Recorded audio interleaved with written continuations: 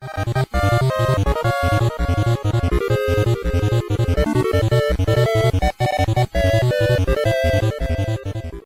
everybody, I'm Tomshark, and have you ever been playing Fallout and thought, I wish I could be the Vault Overseer? Well, Bethesda met you halfway on that one. Introducing Fallout Shelter. This was a resource management game for the iPhone and Android that released last year. But I couldn't play it because I basically have the equivalent of the iPhone -13. So my next wish was that it would come out on the PC. And what do you know? It came out just a couple months later. And trust me on this one, being the Overseer is actually a lot of fun. Except it's also equally not that fun. But I'll get to that later. To the gameplay. As I said earlier, this is a resource management game in the Fallout universe where you play as the overseer of a vault, and you have to make sure everyone isn't suffering from hunger, dehydration, and loss of power, because one of these things they clearly can't live without. And the whole game is done in the cartoony art style of the Vault Boy. That was one of the things that truly caught my eye about this game. The way you maintain your vault is by gathering people within it, building rooms, and assigning the right people to the right rooms. Each room is governed by a certain stat. For example, the power room is based around strength, and the water purification room is based around perception. So assigning people with a high strength stat to the power room is good, but sending them to the water purification room is a terrible decision, and your vault will not last you very long. And besides the lack of food, water, or power, there's also a bunch of other things that will bother your vault. Now when you see raiders in a real Fallout game, are you scared? No! In fact, you will probably never be scared when you see raiders unless they have power armor on. And even then, they aren't that big of a threat. They're weak at the beginning of the game, and they're even weaker at the end. But in Fallout Shelter, they are just annoying. Every now and then, your vault will be raided by raiders, and although it may be scary at first, it's really not a threat. Like, at all. The first time I was invaded by raiders, I was away from my computer for 2 seconds getting changed to go out to dinner with my family, and I panicked when I heard the alarm. I just quickly saved and quit, hoping that when I got back to the game later that night, my vault would make it through the attack. And what do you know?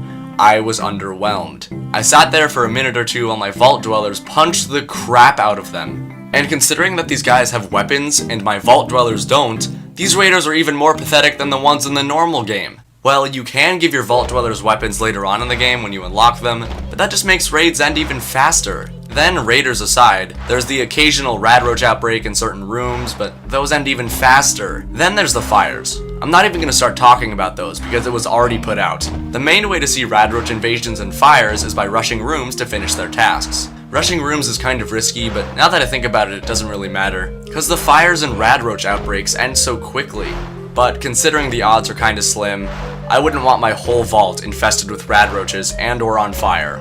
The way you get more rooms is by paying for them with caps. You get caps by leveling up your vault dwellers, getting achievements, and collecting resources from your current rooms. My question is, why am I spending caps to build rooms when I'm the overseer? I should just tell people to go get resources to build them for me. Besides all of the unlocks for your dwellers, the only big part of the game that's left is sending your dwellers out on quests throughout the wasteland. You just lead your dwellers through the rooms of a building while you collect loot, fight things, and try to complete the objective.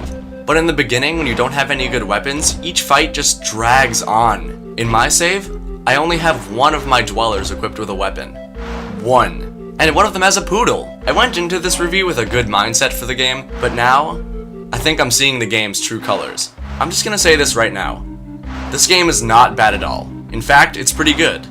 It's just that everything in this game just needs a little bit of a difficulty boost. Except for the quests. If you don't have good items and you don't know what you're doing, you are screwed. The game also just needs a little bit more depth to it. Most of the threats that this game throws at you aren't even that threatening. And when you know what you're doing, you can keep a constant flow of resources going, even when a room or two is down for a little bit. Bethesda, you have a lot of good things going for you here. But I have one word for you. Updates. Utilize them. And that was Fallout Shelter. I feel like if Fallout Shelter had as much polish as Fallout 4, it could have been a bit better of a game. I don't think this game will hold my attention for much longer unless they throw some updates here and there that add some new curveballs to the mix. Maybe like harder raids, making it harder to manage your resources and gain them at all, and maybe just a little bit more enticing and engaging gameplay.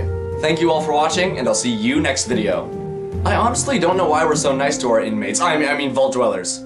I thought the overseers were doing experiments on and almost torturing their dwellers.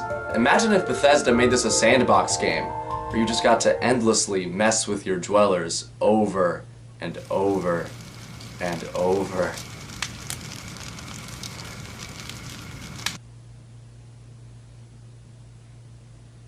What? Thanks again everyone for watching. If you liked the video, then leave a like. And if you really liked it and you want to see more of my content in the future, then subscribe. I recently started a Twitter, so go and follow me there. Hit the annotations to the left to see some of my past videos, and hit the annotation to the right to see my next video, considering it's out by the time you see this one. Yet again, thanks for watching, and I'll see you next video.